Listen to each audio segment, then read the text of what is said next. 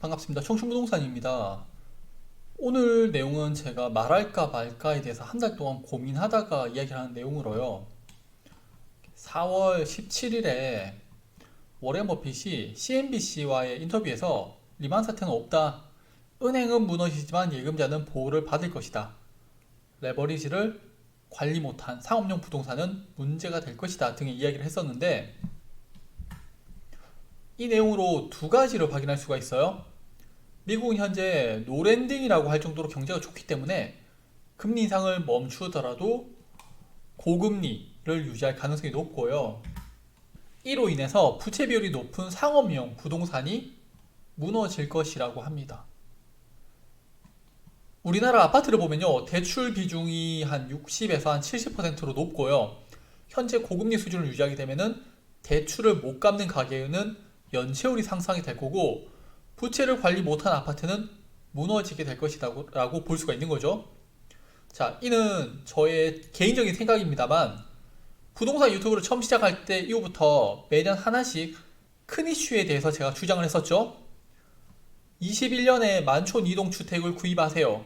종상향 가능성이 높습니다. 라고 주장했었고, 21년 12월에 종상향이 되면서 주택가격이 2억에서 3억 원 상승을 했고, 그제서야 전화 와서 저렴한 주택 사고 싶다고 했지만 없죠. 22년에는 금매 위주의 아파트를 구매하라고 했습니다. 인터넷에 없는 금매들 많으니까 그거 노리시라고. 엄청나게 욕먹었어요. 특히 22년 12월에는 23년에 대구 부동산 바닥을 다질 것이라고 했다가 엄청난 악플이 달리죠. 하지만 올해 초에 거래량이 증가하고 바닥을 다졌죠. 반등을 하고 나서 금매 아파트 사고 싶다는 분들 연락 많이 받았는데 물량이 당연히 없죠. 저는 공인중개사의 일도 하지만요, 기본적으로 투자자예요. 증권사에서 근무를 했었고요. 지금 또 주식 전업을 기본으로 하고 있습니다. 그래서 남들보다 먼저 움직이죠. 이제 대구 부동산, 그 중에서 대구 아파트 매매는 당연히 멀리하고 거래도 안 할 겁니다. 너무 위험해졌어요. 자, 그렇다고 대구 부동산이 지금 바로 터지는 건 아니고요. 한 2, 3년 정도 뒤에 고금리 상황을 버티지 못할 때, 그때 무너질 것이고요. IT 버블 때 미국이 금리 인하를 한 이후에 다시 금리 인상을 할 때 터졌다는 걸 아셔야 됩니다. 그래서 지금 가장 주의 깊게 보고 있는 지표가 바로 연체율이에요. 저는 가치 투자자예요. 그럼 아파트의 내재 가치는 이렇게 상승한다고 했을 때 올해 초까지 금매 아파트들은 내재 가치를 하회했었죠.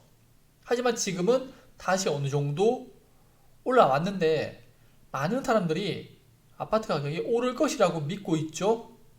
늘 이야기하지만은 부동산에 가장 큰 영향을 주는 건 금리예요. 미국에서는 금리를 인하할 생각이 전혀 없습니다. 그 이유를 경제지표를 보면서 설명드릴게요. 자, 중간 광고 하나만 할게요. 제가 주식 채널을 다시 만들었는데, 예전처럼 주식 시황이나 투자에 관한 내용을 적는 게 아니라 제 개인 매매를 위한 공부하는 채널이 될 겁니다. 또한 부동산 시황도 마찬가지인데요. 오늘 영상도 조회수가 없거나 많이 나오면 악플이 한 90% 이상 달리기 때문에 앞으로는 시황에 대해서 이야기를 하지 않을 거예요. 유튜브를 몇 년간 운영해봤지만 아무리 몇 달 후를 정확히 예측해도요, 대부분 사람들은 괴리감을 느끼면서 악플을 달아서 굳이 제가 예측할 필요를 못 느낍니다. 막상 문제가 발생했을 때 사이버레카처럼 영상을 만드는 게 훨씬 더 조회수가 급등하고요, 신뢰도가 올라가더라고요. 유튜브란 생태계가 그런 것 같아요. 그래서 주식 영상을 혼자 공부하는 용도로만 정리를 할 예정입니다. 자, 그럼 현재 우리나라 경제에 어떤 문제점이 있고 미국 경제가 얼마나 좋은지에 대해서 이야기를 좀 드릴게요. 우리나라의 문제점이에요. 가계대출이 최근 들어서 좀 감소하는 모습을 볼 수가 있지만요, 여전히 1867조 원으로 엄청난 금액을 보여주고 있고요. 현재 대출금리가 한 5% 이상인 점을 고려한다면요, 가계에서는 1년에 100조 원에 가까운 이자 비용을 지급하고 있죠.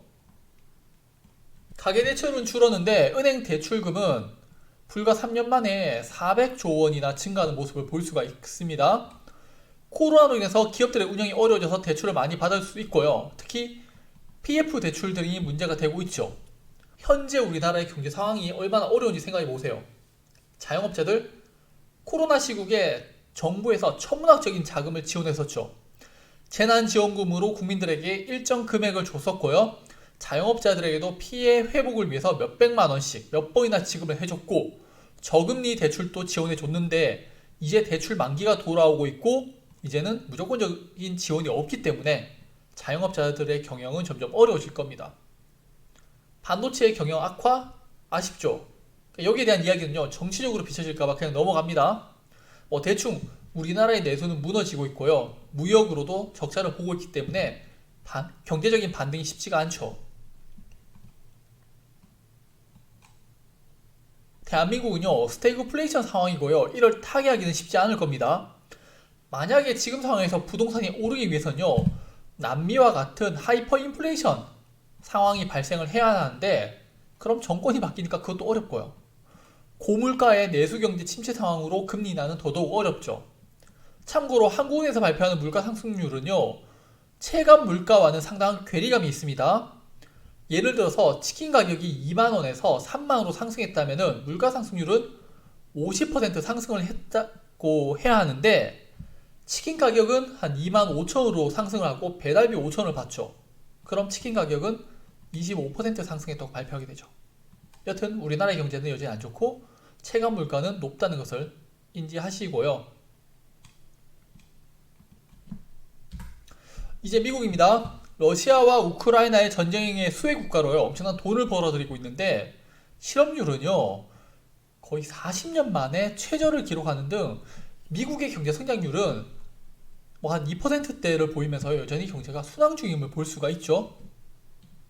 과거의 경제와 다른 점은요, 현재 미국이 금리를 급등시켰음에도 불구하고 경제가 여전히 좋다는 겁니다.